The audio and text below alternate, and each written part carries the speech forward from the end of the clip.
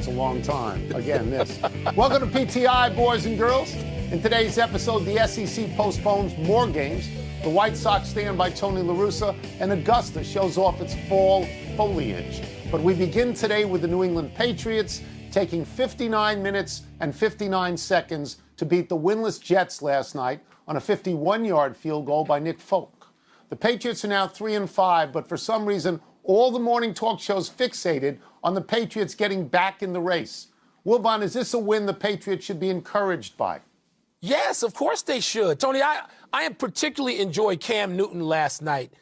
And every time you saw him interviewed by anybody, but particularly starting with Lisa Salters, he had a smile on his face like you haven't seen since he was at Auburn, it seemed. It seemed it was that long. And Lisa even said to him, it's great to see that smile on your face because we haven't seen it. Of course they should feel encouraged. They should feel uplifted. They should feel all these exciting things. But it doesn't mean the rest of us should think they're in a race. They're not in anything. They barely beat the Jets, the most pathetic team in football. So, no, the rest of us have to step back and say, sorry, you party on, but the rest of us are a little skeptical. I'm going to say the exact same thing you just said, but in slightly different words. I, too, am happy for Cam Newton. He threw the ball pretty well. That was nice. He did. Good for him that he got a win. But they went down to the buzzer with a team that's going to be 0-16. Right. They went down to the buzzer. The Patriots have no deep threat. They have no particular speed. They have nobody who scares you. So if you think you're getting them back in a race, you're insane. They're not going back in the race. No. That's right, Tony. The overreaction now to every single NFL game, it's beyond annoying me. It's just downright stupid because there's too many smart people who just sort of have a knee-jerk, wild reaction from one side of the room to the other every time an NFL team wins a game. I mean, I'm sorry, is there no perspective? Can you not look at this a little bit more critically and just don't go wild whenever somebody wins or loses? The Patriots are what they are. They started the season. I thought they were going to be a much better team, Tony, and maybe a 9-win team or a 10-win team, but they're not going to be that. They're not any good. Yeah, it's interesting that you would say people overreact like when they want to fire Mike Zimmer. The other thing that was a big deal on the talk shows this morning was how Sam Darnold has to be traded immediately because they're going to get the first draft pick and be Trevor Lawrence. And when Trevor Lawrence is asked about this, he goes, I'm not talking about that. I'm keeping my options open at this point. Adam Gase and Sam Darnold, according to the GM, will be back next year. Do you think anybody believes that? Do you think that Adam Gase believes that? Because that's crazy. If he is back, indictment. It's crazy. They're going to go 0-16. They've only got 2 teams on their schedule. 2 left. The Chargers and the Patriots at New England. They're not winning either one of those. On the last day of the season. They might win an upset. They're not winning those 2 games or either one of those 2 games. No. That's the SEC, moving to the college ranks, postponed 2 more of this weekend's games. Alabama LSU was off due to an outbreak among the Tigers, and Texas A&M's game with Tennessee will be rescheduled as the Aggies are dealing with infections. Also, Auburn paused workouts today after 9 players and 3 staff members tested positive. The Tigers game this weekend against Mississippi State, that was already postponed. Tone, what do you make of the state of college football right now? Well, the first thing I think of is that everybody should have started earlier. They should have started in August, and they'd be almost done by now. The Big Ten and the Pac-12 shouldn't have delayed. They should have gone earlier. It's pretty easy to figure out what's happening. These are not pros. They're not in a bubble. They're college kids doing what college kids do. They get the virus. They bring it into the meetings. They give it to the coaches. I would be very interested to know what percentage of college athletes, what their positive rate is compared to regular college students who are floating around campus. My feeling ultimately is cancel what you have to cancel, postpone what you have to postpone. But if schools can play, let them play. It's not like you didn't see this coming. Yeah, Tony. I mean, if we can go back and get the tape from this show in June and July, I kept saying every day, and I know you got tired of it at the time. I got tired of saying it. How's football going to do this? And now we're finding out. I hope they are able to do it, Tony. But let me just say this. The Pac-12, which we didn't mention very much in there, the Pac-12, how are they going to have anything that resembles a season? Maybe they should just, they couldn't get to week 1. Maybe they should just say, you know what? It's too late. We wanted to try it. We understand. Forgive us, but we may not do this at all. Because you look at what's coming for them, you just don't know. But, Tony, I feel bad. You talked about the rate for college athletes versus the rest of the college student body. I bet you it's lower than the rest of the student body at college. I bet you it is. In some places, those kids aren't tested every day, and their results certainly aren't publicized. They're not made public. I don't mean by name. I mean by number. So we don't have any idea. But I'm looking at this thinking, as a guy whose school is 3-0 and looking up, and I want to see these games. You want to Tony, play. You want to play. I always did want to play. I just thought the science may say otherwise is necessary. I'm going to say this, time and time again, I find myself saying this, that if you've got an 80-man roster and 40 of them can play, and they want to play because they went to college to play football, like Justin Fields said, like Trevor Lawrence, he got it. Now he's done with it. Now he wants to play. I'm more like the Nebraska people than you are. I really think if you can physically play, then go play. Just go play. Let's move on. Just to clear this up one more time, since I have to deal with the Nebraska people. I didn't say Nebraska kids shouldn't want to play. And Nebraska's kids, let me be very clear about this. Nebraska's kids and Penn State's kids and Iowa's kids, they didn't want to play any more than the kids of the schools whose presidents and chancellors said, we're not going to play. My problem with anybody in our conference who said, we want to go play elsewhere because you won't let us play, my statement, very loud and clear, I'll say it one more time, is get out. That was my problem. Not that kids want to play. They all want to play. Tony La Russa was recently hired to manage the Chicago White Sox. It was a big story because La Russa is a Hall of Famer and he is 76 years old. Now it turns out the day before the White Sox signed La Russa, he was charged with drunk driving stemming from a February incident. Bob Nightingale writes in USA Today that La Russa is in no danger of losing his job or even being disciplined. Wilbon, are you okay with this? Tony, I don't think so.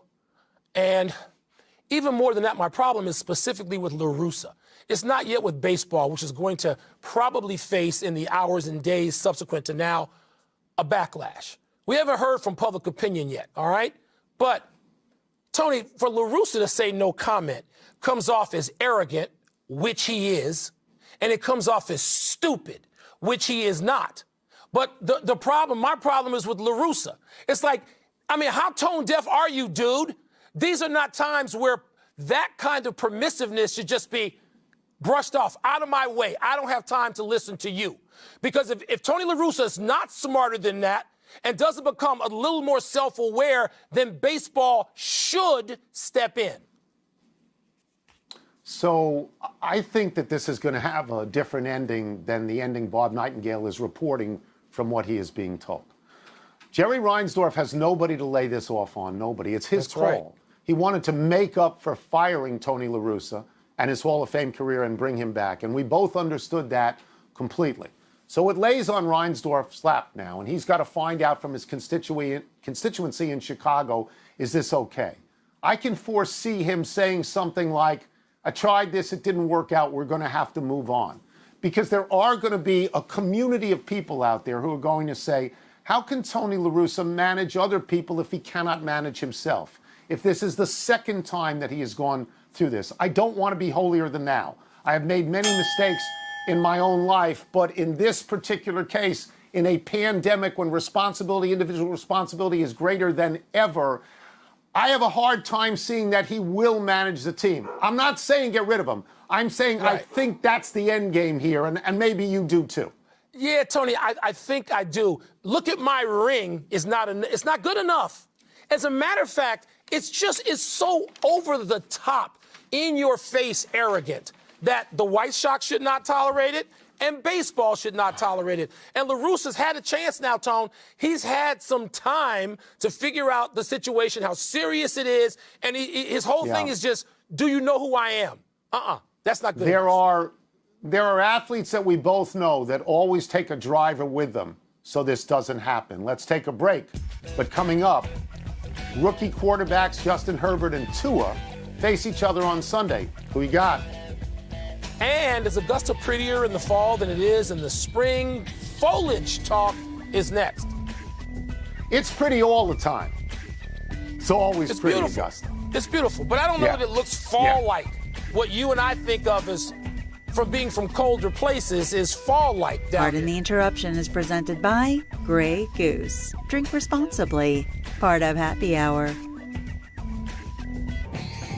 Welcome back to Pardon the Interruption, presented by Grey Goose. Part of Happy Hour.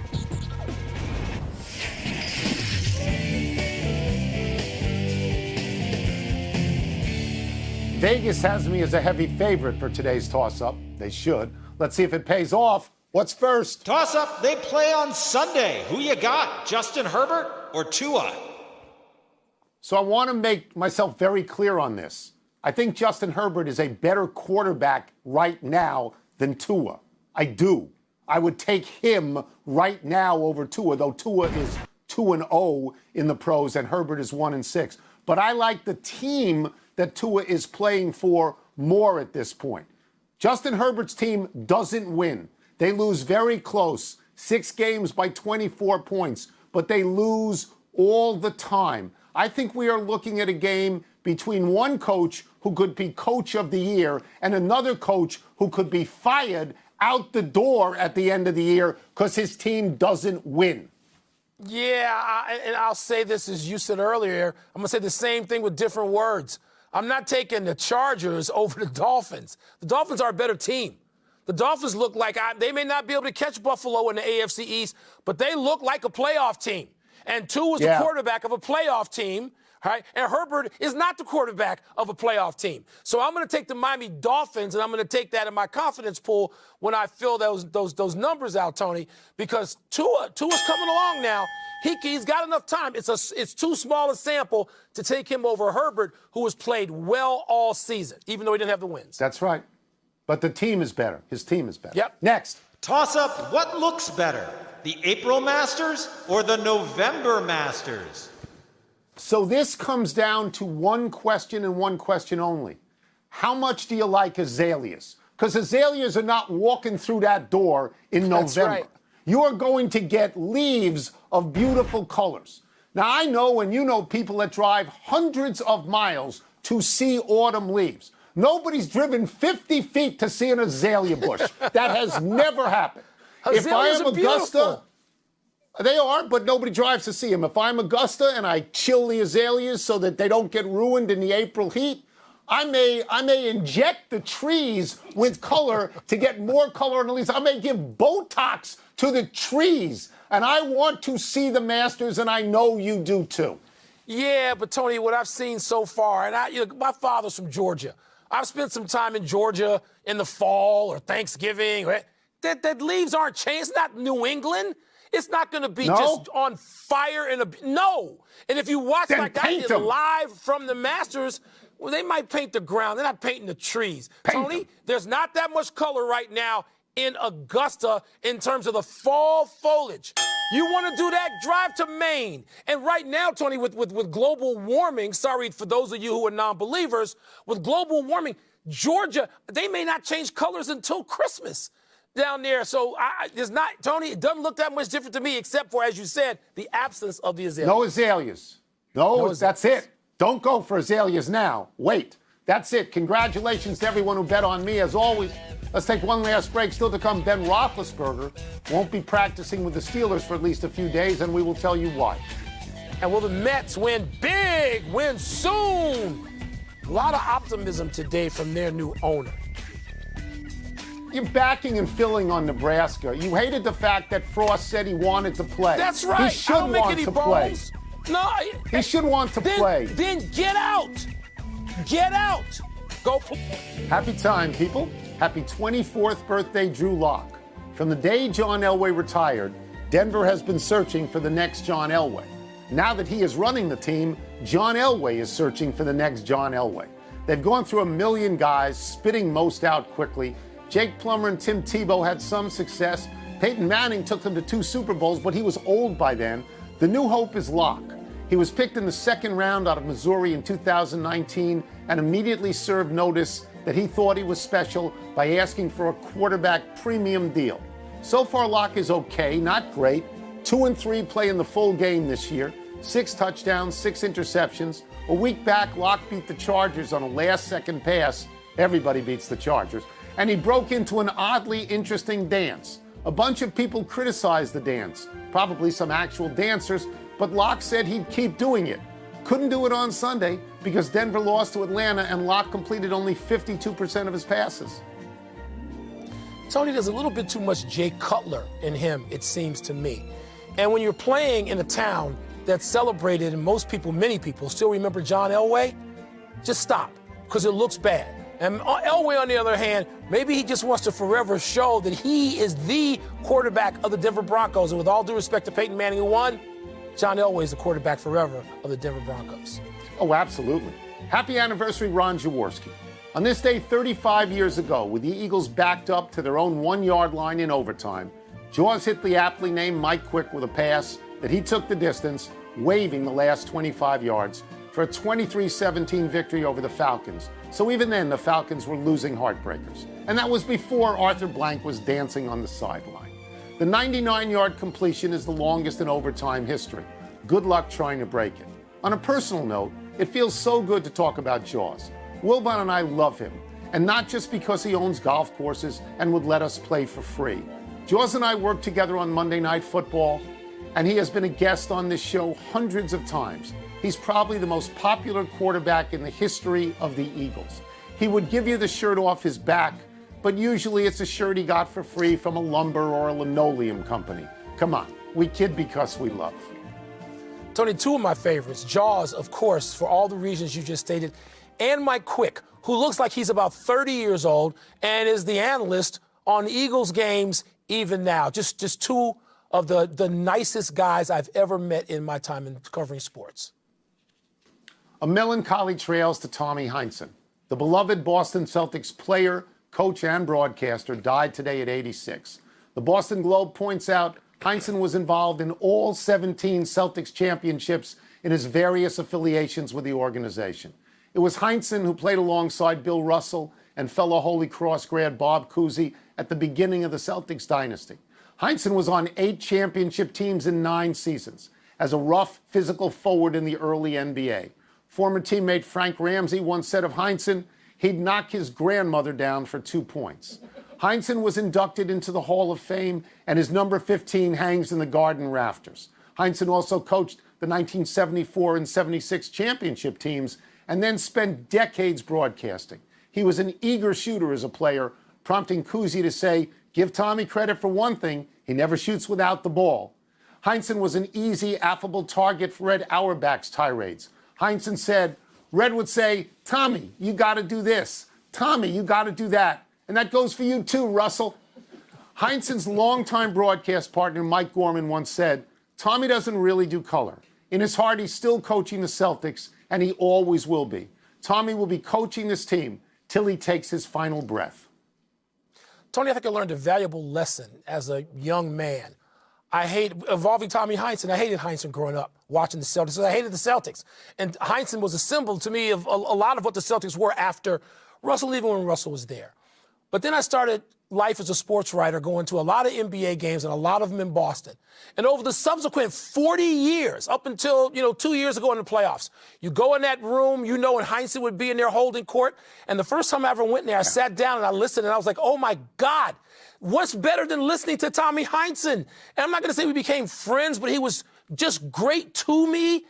I listened to this. Yes. This came as a shock and a downer to me to hear that Tommy Heinsohn, one of the great figures in the history of basketball in America, is gone. One of the great voices ever in basketball. Absolutely. There's no question about that. We have omissions. NFL owners voted to increase the playoffs from 14 teams to 16 if the league loses meaningful regular season games. It also voted to give 2 third-round draft picks to teams that develop black head coaches and GMs. Let's go to the big finish. Devin Williams of the Brewers, Kyle Lewis of the Mariners won Rookies of the Year. Good choices?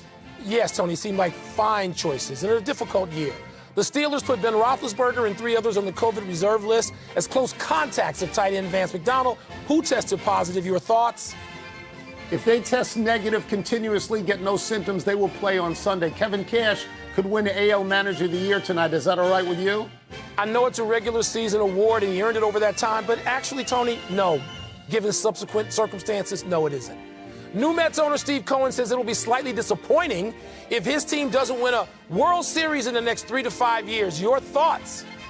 Good for him. He spent a lot of money. He wants to win. Doesn't mean he will. Last one, matching tonight. 3 games. Pick a winner.